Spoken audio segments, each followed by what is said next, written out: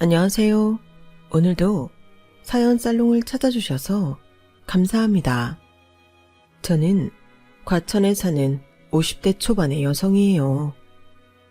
저는 딱 30에 결혼을 해서 남편과 3년 동안 말 그대로 오순도순 즐겁게 살다가 갑자기 남편이 가버린 바람에 거의 20여 년을 남편을 마음에 두고 그리워하며 살고 있어요.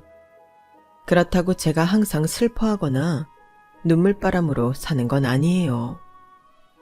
남편과의 사이에서 둔 딸아이와 다른 가족들 덕에 늘 따뜻함을 느끼며 행복하게 살고 있죠. 저에게 복이라면 가족 간의 불화가 거의 없다는 거 아닌가 싶어요. 남편 살아있을 때도 그랬고요. 하지만 중간에 잠깐 한 1년쯤 저에게도 사람 때문에 힘든 시절이 있었어요. 바로 신우의 남편 때문이었는데요. 정말 예전 이야기이긴 한데 이제는 이것도 추억이다 싶어 이렇게 사연을 보내게 됐네요. 그럼 지금부터 제가 겪었던 이야기를 본격적으로 해볼게요. 저희 부모님은 제가 어릴 적에 이혼을 하셨어요. 흔히 이혼을 하면 자식들은 엄마와 사는 경우가 많잖아요. 저는 반대로 아빠와 함께 살았어요. 정확히는 할머니, 할아버지도 같이요. 엄마와 할머니는 결혼할 때부터 사이가 나빴는데 나중에는 아빠와의 관계도 나빠져서 이혼을 하셨다고 해요. 할머니, 할아버지는 하나뿐인 손녀였던 저를 너무 예뻐하셔서 엄마가 절대 데려갈 수 없다고 소송도 불사하셨다네요. 결국 저는 아빠 밑에서 자랐는데 고등학생 때 아빠 사업이 어려워지면서 힘든 시간이 찾아왔어요. 스트레스를 심하게 받던 아빠는 어떻게든 회사를 다시 일으켜보려고 애를 쓰셨지만 어려움이 많았어요. 그러다가 제가 대학교 2학년이던 때에 갑자기 쓰러지셔서 영영 다시는 볼 수 없는 곳으로 떠나고 말았어요. 엄마는 해외로 건너가신 지 오래였기 때문에 연락처를 알 수 없어 장례식은 저 혼자 쓸쓸히 치러야 했어요. 저를 아껴주시던 할머니, 할아버지도 돌아가셔서 저는 졸지에 혼자가 되었죠. 온갖 알바를 다 해가며 대학을 졸업하고 회사에 들어간 저는 거기서 남편을 만나게 됐어요. 같은 회사에 있었던 건 아니고 남편은 변호사였는데 저희 광고회사와 같은 건물에 있었거든요. 아주 친절하고 예의 바르던 남편은 계속 마주치는 사람들과 늘 인사를 했어요. 저는 그렇게까지 인사성이 좋지 않았는데 얼떨결에 인사를 하게 됐고요. 변호사 사무실이 있는 층에 내리길래 그런가 보다 했는데 그 후로도 꽤 자주 마주쳤어요. 처음에는 변호사에 대한 선입견이 있어서 겉으로만 친절한 척하는 거라고 생각했거든요. 그런데 언젠가 회사에서 꽤 떨어진 골목길에서 남편이 폐지 줍는 할머니를 도와 리어카를 끌어주는 걸 보고 꽤 감동받았네요. 자기 양복이 다 구겨지고 더러워지는 걸 아랑곳하지 않고 할머니를 끝까지 도와줬는데요. 가만 보니까 근방에 있는 어르신이며 가게에서 일하는 사람들한테도 다정하게 인사를 건네고 소소한 사는 이야기를 하는 거 아니겠어요? 저는 제가 너무 드라마나 영화에 나오는 변호사 이미지만 보고 사람을 판단해버렸구나 하고 반성했네요. 그런 사람이었으니 저하고 사귀고 결혼도 했던 것 같아요. 계산적이고 차가운 사람이었다면 변호사이니 더 배경 좋고 돈 많은 여자 찾았을 거라 생각해요. 아무튼 저희는 서로에게 인간적으로 끌렸고 3년 정도 사귀었어요. 저와 남편은 어느새 결혼이 기정사실화된 커플이었고요. 그러던 어느 날 남편은 저한테 자기 여동생을 소개시켜줬어요. 고등학생인 여동생은 남편하고 10살이나 차이가 났어요.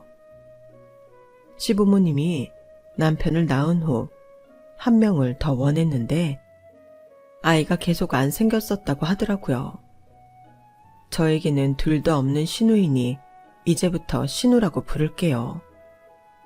신우는 집안의 사랑을 듬뿍 받고 자란 정말 귀한 딸이었는데요. 사랑받아 티없고 밝긴 했어도 무례하거나 이기적이지 않았어요.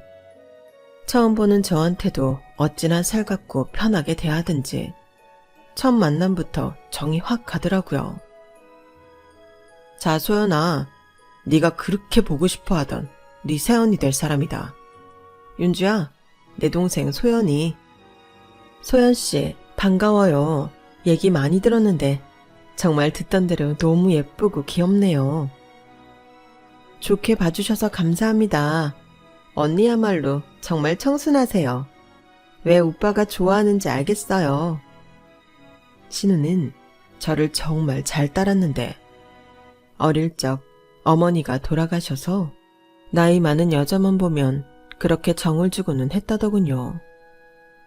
저는 그런 신우가 안쓰럽고 너무 귀여워서 더 잘해주고 싶었어요. 결혼 전부터 저와 신우는 나이를 뛰어넘어 정말 절친이 되어버렸죠.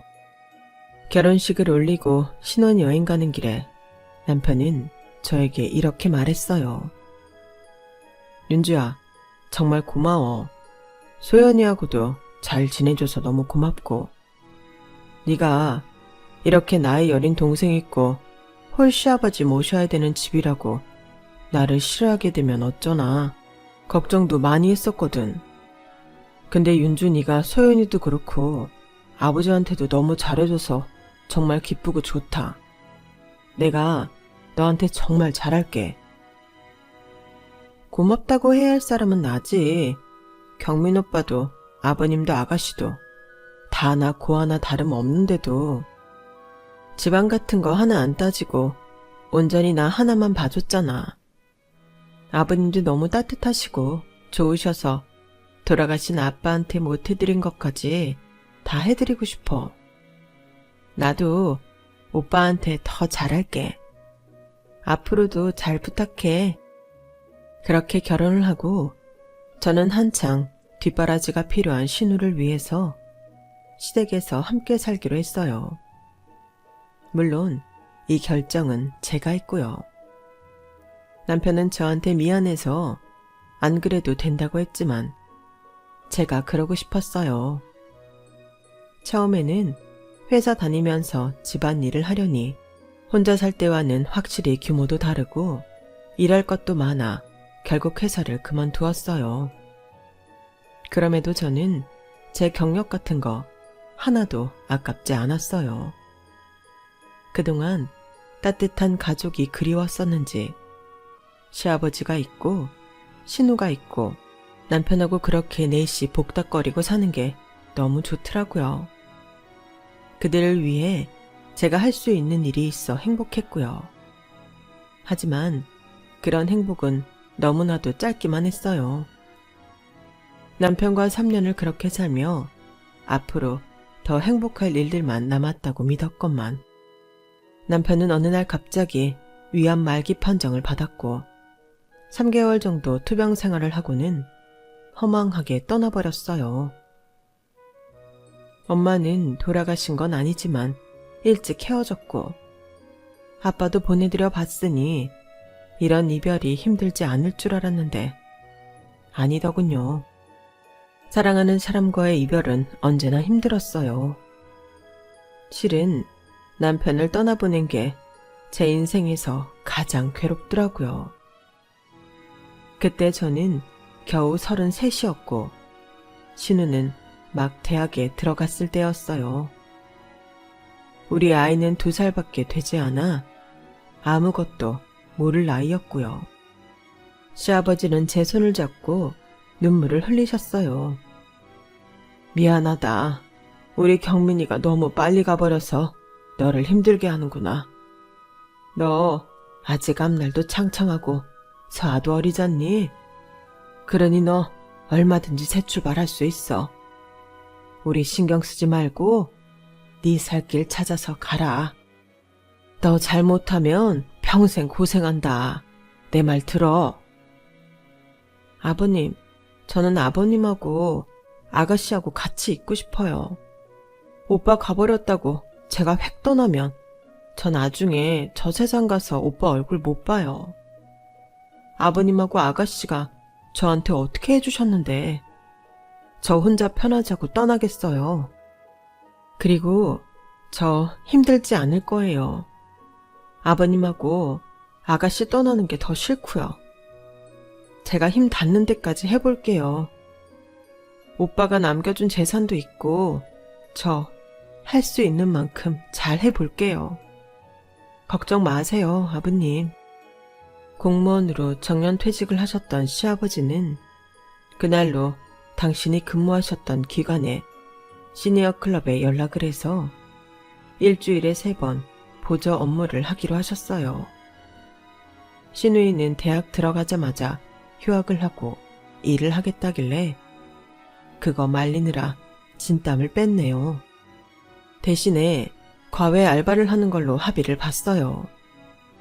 저는 전에 있던 회사 팀장님의 도움으로 어느 케이블 TV에서 프로그램 구성을 맡아 꾸준히 돈을 벌 수 있게 됐어요. 그렇게 온 가족이 열심히 살아서인지 생활은 나름 굴러갔어요. 저는 녹화가 늦게 끝나도 집에 돌아오면 뭐 하나라도 가족들이 좋아할 만한 걸 직접 만들어 놓곤 했어요. 신우도 시아버지도 제가 만든 음식을 너무 좋아했고 특히나 신우는 저를 엄마처럼 의지하는 데가 있어서 그런지 제 음식에서 엄마 느낌을 찾는 것 같더라고요. 그런 걸 아니 저는 한 가지라도 더 챙겨주고 싶었어요. 신우가 대학교 4학년이 됐을 때는 과외 아르바이트도 하지 말라고 하고 정말 엄마처럼 용돈도 시아버지 몰래 더 주고 가끔 밖에서 만나 맛있는 것도 사주고 옷이나 화장품도 사줬네요. 신우는 그런 저에게 진심으로 고마워했고 그건 시아버지도 마찬가지였어요. 제가 신우한테 잘하는 걸 눈치채시고 일부러 저한테서 용돈도 안 받으실 정도였거든요. 남편이 갔어도 저희 가족은 모두 서로를 위하며 돈독하게 지냈어요. 딸아이도 건강하게 잘 커갔고 신우는 공인회계사 자격증을 따서 꽤 큰 회계사무소에 들어가게 됐고요. 그렇게 어엿한 사회인이 된 신우는 이제 저더러 더 이상 일하지 말라며 기어이 저를 집에 들어 앉히더니 가장 노릇을 하더라고요. 그렇게 신우가 4년 정도 일만 하자 저와 시아버지는 슬슬 신우가 결혼 생각이 없는 건가 걱정이 됐어요. 남자친구 사귀는 기미도 없었고 누구를 따로 소개하지도 않았었거든요. 대학 때까지는 그래도 좀 만나는 남자가 2명 정도 있었는데 이제는 아예 그런 것도 없는 것 같아서 좀 그렇더라고요. 저와 시아버지가 신우 선이라도 보게 해야겠다며 걱정하던 즈음에 저는 뜻밖의 만남을 갖게 됐어요. 바로 어릴 때 헤어졌던 엄마를 만나게 된 거였는데요. 해외에서 사업을 하며 오랫동안 살던 엄마는 노년이 되어 한국에 돌아와서 서울 요지의 건물들을 사고는 그 다음에 한 일이 저를 찾는 거였다더군요. 엄마가 할아버지, 할머니 때문에 저를 데려갈 수도 없었고 아빠와도 사이가 나빠져 헤어졌다는 건 알고 있었지만 어쩐지 제 마음속에는 엄마에 대한 원망이 있더라고요. 그래서인지 엄마와 만나고 싶지 않았고 괜히 심술 부리고 싶었죠. 그런 저와 저희 엄마 사이를 연결해 준 건 다름 아닌 신우였어요. 언니, 언니도 어머니가 왜 그러셨는지 다 알잖아요. 언니 섭섭함도 이해하는데 어머니 그동안 언니 얼마나 보고 싶으셨겠어요. 나이도 많으신데 언니가 풀어요. 저한테는 이렇게 말하고 엄마한테도 제가 얼마나 외로웠는지 이해해야 한다고 했다는 거였어요. 저는 신우가 고마워서라도 엄마를 만나야겠다 마음먹었고 대신에 신우한테 약속을 받아냈죠. 알았죠, 아가씨? 좋은 사람 생기면 꼭 결혼할 마음 갖기에요. 강요는 안 할게요. 인연이라는 게 억지로 생기는 거 아니니까요. 그렇게 해서 저와 아가씨는 약속을 했고 저도 엄마를 만났어요. 엄마와는 오랜 세월 회포도 풀었고 이제는 가끔씩 만나기로 했어요. 당시 저는 집에만 있기가 답답해서 동네 친한 아줌마가 운영하는 식당에 가서 아르바이트처럼 일을 했어요. 집에서 다들 말렸지만 뭐라도 해야지. 몸이 근질거려서 안 되겠더라고요. 그렇게 제가 쓸 용돈도 쏠쏠하게 벌고 재미있게 일을 했죠. 그리고 몇 달쯤 지났는데 갑자기 신우가 결혼할 사람이 생겼다며 남자를 데려온다는 거였어요. 저를 비롯해서 식구들이 전부 말 그대로 뛸 듯이 기뻐하며 남자를 맞이했어요. 알고 보니 남자는 신우의 고등학교 10년 선배인데 대학 때 고등학교 동문회에서 봤을 때부터 반했었대요. 신우가 받아주지 않아서 실망이 컸었는데 얼마 전 우연히 신우를 다시 만나서 엄청 들이댔다고 자기 입으로 말을 하더라고요. 남자는 이제 전공의 과정을 마치고 정형외과 전문의가 된 사람이었어요. 제가 원래 소연이를 찍었었거든요. 그런데 제 마음 한 번도 안 받아줬는데 이렇게 커서 다시 만난 걸 보니 이건 뭐 빼박이다 싶더라고요. 넘어올 때까지 찍어보자 했죠. 어째 말하는 게 저렴하고 사람이 가벼워 보였지만 신우가 좋다는 사람이니 저희 가족도 다 반가워했어요. 나중에 신우한테 물어보니 이렇게 말하더군요. 계속 나 좋다고 따라다니니까 다시 나한테 이렇게 해줄 사람 만날 수 있을까 싶더라고요. 그래서 결혼하자고 하길래 그러자고 했어요. 이게 맞나 모르겠지만요. 그때 신우한테 조금이라도 마음에 걸리는 게 있으면 다시 생각해 보라고 했어야 했는데 그러지 않았던 게 얼마나 후회되는지 모르겠네요. 아무튼 신우는 그 남자와 결혼을 해서 저희 집 근처에서 신혼살림을 시작했어요. 신우가 그러자고 했다는데 남자는 처음에는 싫어하는 기색을 보이다가 3년만 여기서 살고 이사가는 조건으로 합의를 했다고 하더라고요. 신우는 갑자기 저희와 떨어지는 게 영 마음이 안 좋았던 모양이더라고요. 저는 제가 나갔던 식당이 문을 닫고 대신 뷔페 사업을 한다며 저더러 같이 해보지 않겠냐고 해서 고민하고 있었어요. 그런 제게 시아버지가 해보고 싶으면 마음껏 해보라고 하시더라고요. 네, 보니까 서엄마 하고는 싶은데 혹시 실패할까봐 걱정인 것 같다. 그런 염려 마라. 우리 먹고 살 걱정 있는 거 아니잖냐. 그 정도 실패해도 메꿀 수 있으니 해보고 싶은 거 한번 해봐. 사람이 자기 일 하는데 나이가 어딨냐. 오히려 네 나이면 한참 뭐 해볼 때 아니겠어? 저는 시아버지 응원에 의지해서 출장 뷔페 일을 하게 됐어요. 친정 엄마도 열심히 해보라며 좋게 봐주셨고요.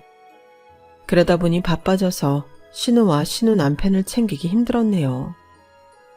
신우 남편과도 제대로 얼굴 볼 일이 없었고요. 그렇게 6개월쯤 지나서 어느 사무실 개업식에 출장 뷔페를 가게 됐거든요. 저는 현장에서 지휘하는 역할이라 직원들과 함께 나가서 이것저것 챙겼어요. 그런데 제가 간 그 건물에 신우 남편이 페이닥터로 있는 병원이 있었던 거였어요. 하필 신우 남편은 제가 뷔페에서 나오는 음식물 쓰레기를 분리수거해서 양손에 들고 버리는 장면을 봤는데요. 그때 신우 남편의 눈빛을 잊을 수가 없네요. 저를 경멸하듯 바라보다가 제가 아는 척을 하려고 하자 갑자기 쌩 돌아서 가버렸던 그 모습을요. 그 후 신우 남편은 다른 가족들 없는 데에서 제가 무슨 말만 하면 코웃음을 치거나 무시하는 태도를 보였어요. 하루는 저를 자기 병원 앞까지 부르더라고요. 뷔페 예약 때문에 음식 가격 맞추느라 바쁜 와중에도 저랑 자매나 다름없는 신우의 남편이 부르니 불이 나게 갔죠. 그랬더니 저한테 쪽지 하나를 주면서 건방진 말투로 이러는 거였어요. 거기 적힌 것 좀 만들어서 오늘 밤까지 저희 집에 갖다 주세요. 반찬이네요. 불고기, 물김치, 김치볶음에 초밥도 있네요. 아줌마, 그 정도는 해주셔야죠. 내가 소연이 때문에 그 동네 살기는 하는데 솔직히 나는 우리 집 가까운 데서 우리 엄마 밥 얻어먹으며 살고 싶었거든요.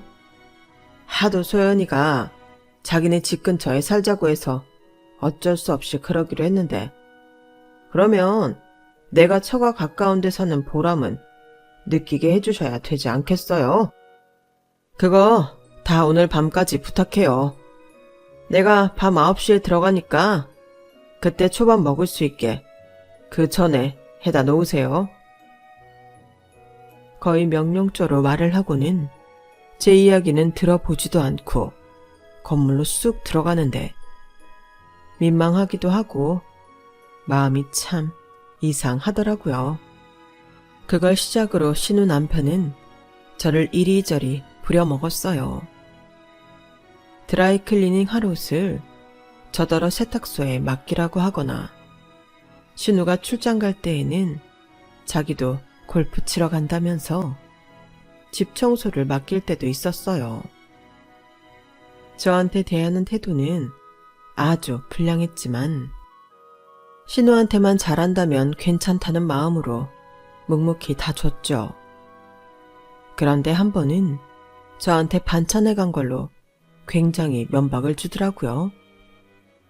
신우가 일 때문에 대기업 파견 나가 있을 때라 집에 못 들어오던 때였는데 그때 정말 저한테 시건방을 떨었어요. 이봐요 아줌마, 내가 멸치볶음에 아몬드 아끼지 말고 넣으라고 했죠. 그리고 이거 뭐야? 갈비찜이 왜 이렇게 질겨? 그리고 저번에 내가 맡기라고 했던 니트 세탁소에 안 맡겼던데 뭐 벌써 치매 와요? 왜 사람 말을 띄엄띄엄 듣지? 서방님, 나도 말했는데 니트 그건 세탁소에 안 맡겨도 되는 거니까 쉬는 날 집에서 살살 빨면 되겠다고 했잖아요. 그리고 갈비찜이 이것도 질기다고 하면 안 되죠. 뼈가 쏙쏙 빠지는데 이걸 질기다고 하는 건 억지예요. 멸치볶음도 그래요. 나는 아몬드 많이 넣는다고 넣은 거고 모든 음식에는 조합이라는 게 있는 건데 무조건 한 가지만 많이 넣으면 균형을 해치지 않겠어요? 그러니까 자꾸 쓸데없는 트집 부리지 마요. 참네. 웃기고 있네. 허드렛 일 하는 주제에 무슨 균형이니 조합이니 아는 척은. 그리고 빨래. 내가 왜 빨래를 하나? 정 세탁소 갖다 주기 싫으면 아줌마가 해요. 왜? 세탁소 가고 아몬드 팍팍 넣고 갈비찜 부드럽게 하려면 돈 더 들어가니까 못하나? 하긴 뭐 고급진 걸 해봤어야 알지. 말 좀 조심하지 그래. 서방님은 나한테 아줌마가 아니고 아주머니라고 불러야 맞는 거지. 안 그래? 그리고 허드렛 일이라니. 내가 무슨 허드렛 일을 한다고 그래? 어쭈? 이제 막 반말하네? 소연이 없다고 본색 드러내나? 나 그쪽이 쓰레기 치우고 음식 만드느라 땀 뻘뻘 흘리는 거 다 봤는데 어디서 아직도 무슨 사업하는 사람 행세하려고 그래? 그리고 나한테 호칭을 놓네? 그럴 거면 그쪽도 나보고 의사 선생님이라고 불러요. 나는 댁 같은 사람한테 서방님이라고 불리는 거 아주 쪽팔리고 싫거든. 지금 말 다 했어요? 뭐? 쪽팔려? 제가 너무 화가 나서 목소리를 높였는데 마침 그때 시아버지가 신우 집에 들어왔다가 이 광경을 보게 됐어요. 시아버지는 현관에서 신우 남편이 하는 말을 다 들었나 보더라고요. 이봐 김서방, 자네 지금 우리 며느리한테 뭐라고 했나? 아무리 자네가 의사라고 해도 자네보다 집안 윗사람 아닌가? 그런데 어떻게 그런 말을 할 수 있어? 아, 장인어른, 죄송합니다. 저도 그러려고 한 건 아닌데 아주머니께서 음식 해다 주시는 걸로 너무 생색내시고 저한테 하도 잔소리를 하셔서요. 제가 바쁘고 고된 거 장인어른도 아시죠? 저는 도저히 시간을 내서 청소나 빨래를 할 수 없는데 저보고 너무 이래라 저래라 하시니 제가 좀 발끈했네요.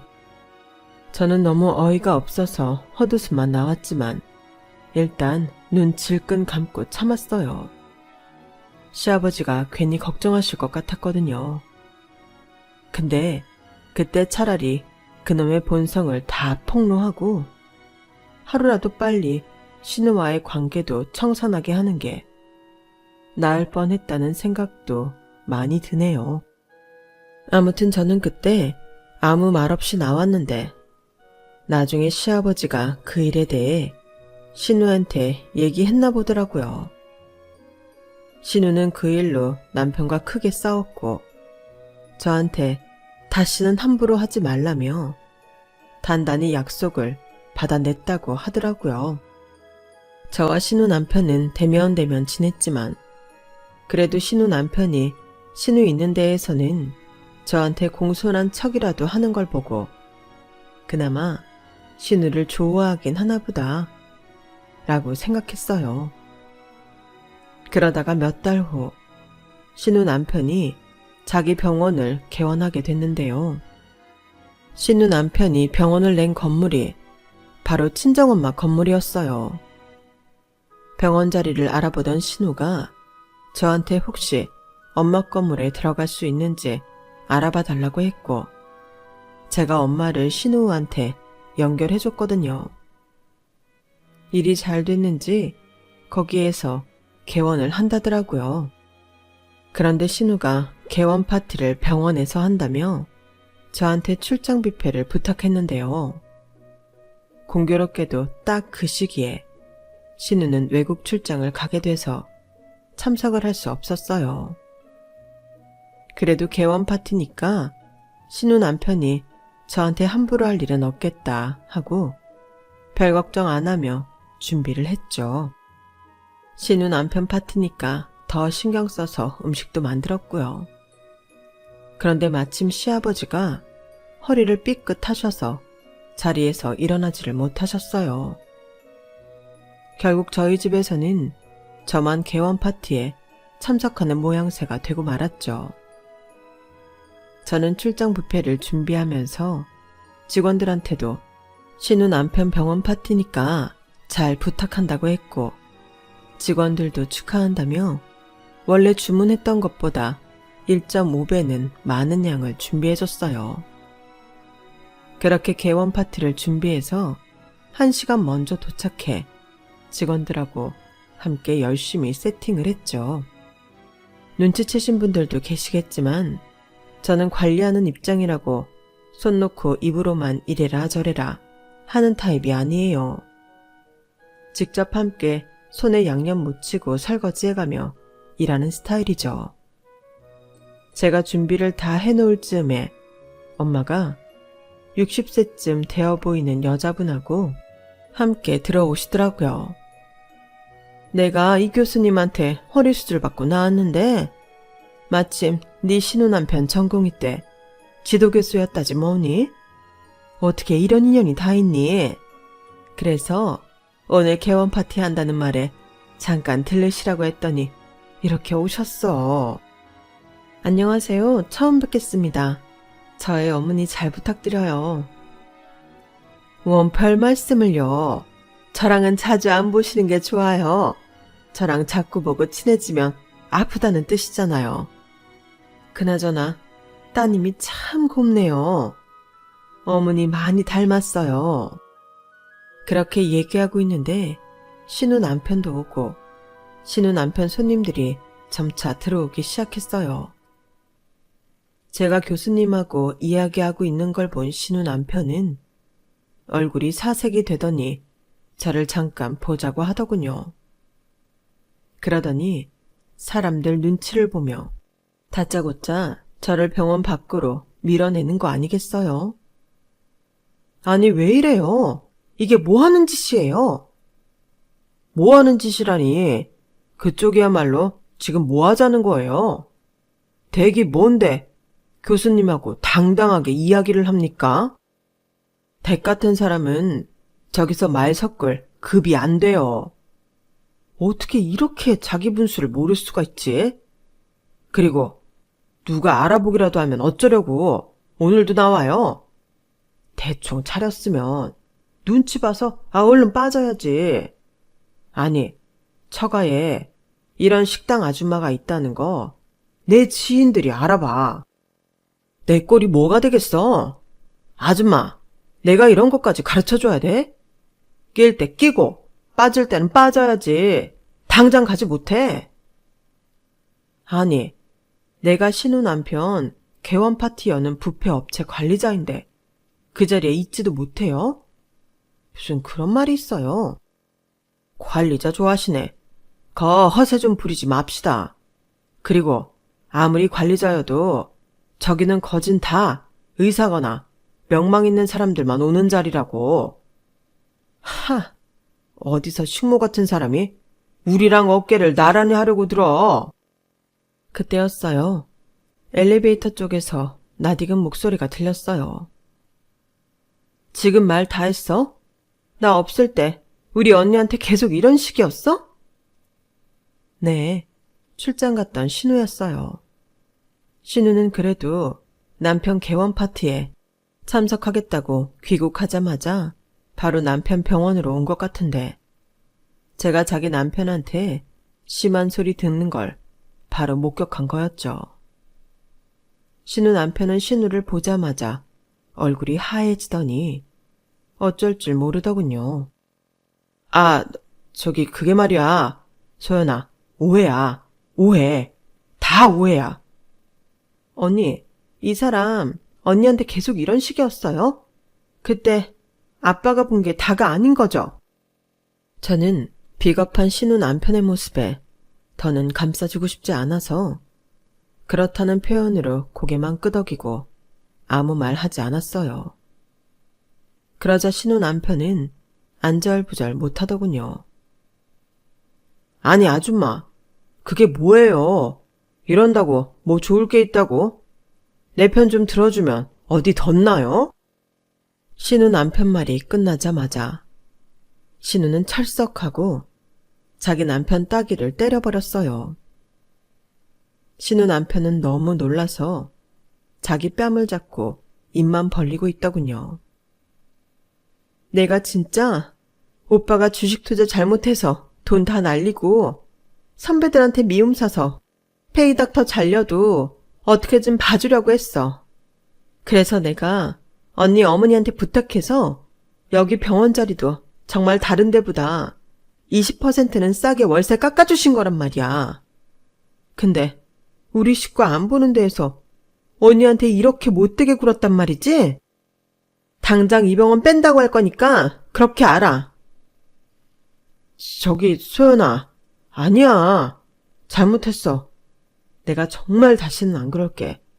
지금은 나도 너무 당황해서 말이 헛나온 거야. 아줌마, 아니 아주머니, 제가 잘못했어요. 소연이 좀 말려주세요. 네? 아, 나 미치겠네 이거. 밖이 소란하니 안에 있던 사람들이 하나 둘 나왔는데 그중에는 엄마와 교수님도 있었어요. 엄마는 저희를 보고 놀라서 다가오셨어요. 윤주야, 왜 그래? 무슨 일이야? 아, 엄마, 그냥 좀 그럴 일이 있네. 저와 엄마가 직접 이야기하는 걸 목격한 신우 남편은 정말 그 자리에서 기절이라도 할 것처럼 안색이 창백해지더군요. 신우가 엄마한테 정중하게 사과를 하며 말했어요. 정말 죄송해요, 어머니. 저 이 병원짜리 다시 빼야 될 것 같아요. 너무 폐를 끼치게 돼서 어떡하죠? 제가 손해보시는 거 전부 보상하겠습니다. 근데 저 사람하고는 더는 안 될 것 같네요. 그렇게 해서 신우 남편이 저질렀던 일과 저한테 했던 행동들이 그 자리에 있는 사람들한테 전부 알려지게 되었고 엄마와 교수님도 한심하다는 듯 신우 남편을 보다가 혀를 찼어요. 교수님은 신우 남편한테 한마디 하더라고요. 내가 여기 사장님 봐서 자네 개원식에 참석한 건데 사장님 따님한테 그렇게 함부로 굴어? 그것도 처가 윗사람 아니야.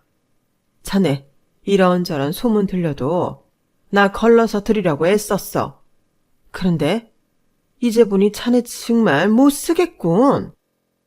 자네가 사람이 가볍기는 해도 나쁜 사람은 아닐 거라고 믿었건만 이게 뭔가? 자네 다시는 나 어디에도 부르지 말게. 나는 자네를 내 제자라고 하고 싶지 않아. 교수님, 제발 제 말 좀 들어주세요. 그게 아니라 제 처가 윗사람이 이런 하찮은 일을 한다는 게 부끄러워서 그랬을 뿐이지 나쁜 뜻은 없었어요. 그 말에 엄마가 신우 남편 멱살을 확 잡았다가 겨우 참으며 놓으셨어요. 뭐가 어째? 하찮은 일? 어떻게 사람이 그래? 그런 식으로 사람 차별하나? 의사들은 다 그런가?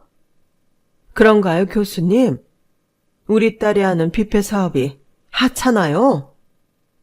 아닙니다. 그럴 리가요. 관리직이면서 이렇게 손수 솔선수범하는데 어떻게 하찮겠어요? 제가 정말 죄송합니다.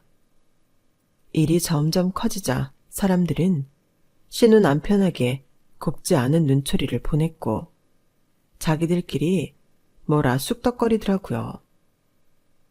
결국 신우가 사람들에게 정중히 사과하며 돌려보냈어요.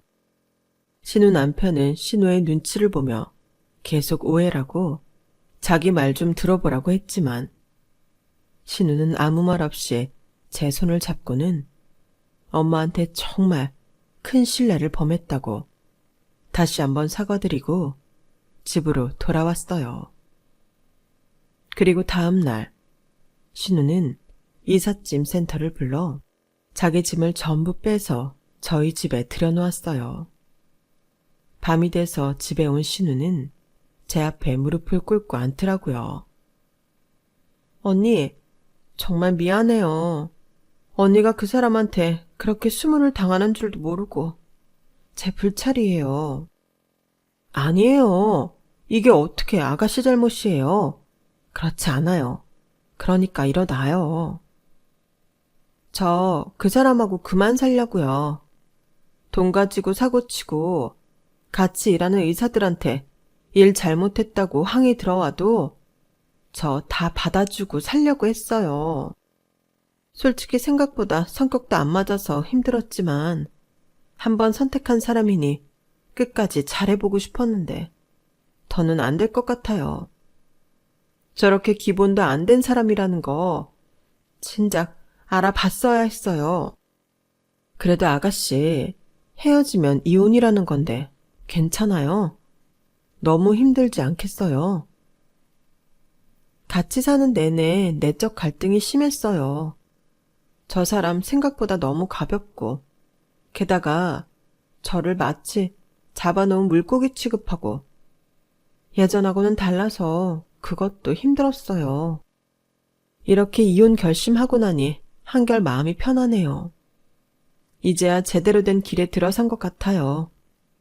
한 번뿐인 인생인데 잘못된 거 있으면 바로 고쳐서 다시 원상복귀 시켜야죠. 계속 틀린 곳으로 가다 보면 나중에는 더 힘들어질 거예요. 신우는 이혼하기로 마음을 굳혔더라고요. 그리고 병원에 입원해 있는 시아버지와도 한참을 이야기했고, 그렇게 저희 집에서는 신우가 이혼하는 걸로 이야기가 됐어요. 시아버지도 신우의 결정을 이해한다면서 너무 힘들어하지 말라고 위로하셨고요. 신우가 이혼 통보를 한 후에 신우 남편은 저를 회사까지 찾아와서 제 앞에 무릎을 꿇고 빌더라고요. 아주머니, 제가 정말 큰 잘못을 저질렀습니다. 용서해 주세요. 저는 다만 자리를 가려주십사 한 건데 뭔가 전달이 잘못된 것 같아요. 아무튼 그런 것도 다 제가 잘못했다고 할게요. 그러니 제발 소연이한테 헤어지지만 말아달라고 해주세요. 네? 부탁드려요. 가만 보니까 나한테 사과 같지 않은 사과하는 것도 우리 아가씨랑 헤어지면 개털될까봐 그러는 거네. 내 말 맞지? 제가 차갑게 반말로 팩폭을 하자 신우 남편은 놀라서 저를 보더군요. 여태까지 저한테서 한 번도 본 적 없는 모습을 봐서인지 놀라서 입만 번긋번긋 했어요. 너 진작에 글러먹은 놈인 거 눈치챘는데 그래도 네가 아가씨 좋아서 쫓아다녔다니까. 그럼 아가씨한테 잘해주기는 하겠구나 하고 참은 거였어. 근데 너 그것도 아니었다며. 사고는 사고대로 치고 아가씨 힘들게 하고 내가 미쳤다고 너 같은 거랑 화해하라고 그런 중재를 하겠니. 정신 차려. 그리고 어디 남의 귀한 아가씨 인생 망치려 들어. 인생 망하려면 너 혼자 망해. 저는 무섭게 말하고는 신우 남편을 사무실에서 쫓아냈어요. 안 나가려고 버티며 잘못했다고 비는 신우 남편을 경비원들이 억지로 끌고 나가야만 했죠. 결국 신우는 자기 이름으로 얻었던 병원 자리를 도로 뺐고 신우 남편은 여기저기 빚만 남고 일자리도 찾지 못해 말 그대로 정말 낙동강 오리알 신세가 되고 말았어요. 신우 남편은 교수님한테까지 찍혀서 어디에서도 도움을 받지 못하게 됐다고 하더라고요. 결국 신우 남편은 신우에게 이혼당하고 월급 의사자리도 찾지 못해 전전긍긍하다가 지방 어디 소도시에 빚을 얻어 집을 구해 작은 병원에 들어갔다고 하네요. 그래도 의사인데 굶기야 하겠어요. 어떻게든 빚도 갚고 자기 생활 꾸려나가겠죠. 저는 그딴 인간보다는 그 인간 때문에 이혼하게 된 아가씨가 가여워서 견딜 수 없었는데요. 아가씨는 오히려 그 이후로 사람이 더 밝아지고 일도 더 열심히 해서 전보다 더 잘 나가는 사람이 되더라고요. 그리고 몇 년 지나서 정말 진국인 동갑내기를 만나 다시 결혼도 하게 됐고, 지금은 아들 딸 낳고 알콩달콩 잘 살고 있네요. 저는 시아버지를 몇 년 전에 잘 보내드리고 딸아이와 함께 엄마와 왕래하며 잘 지내고 있어요.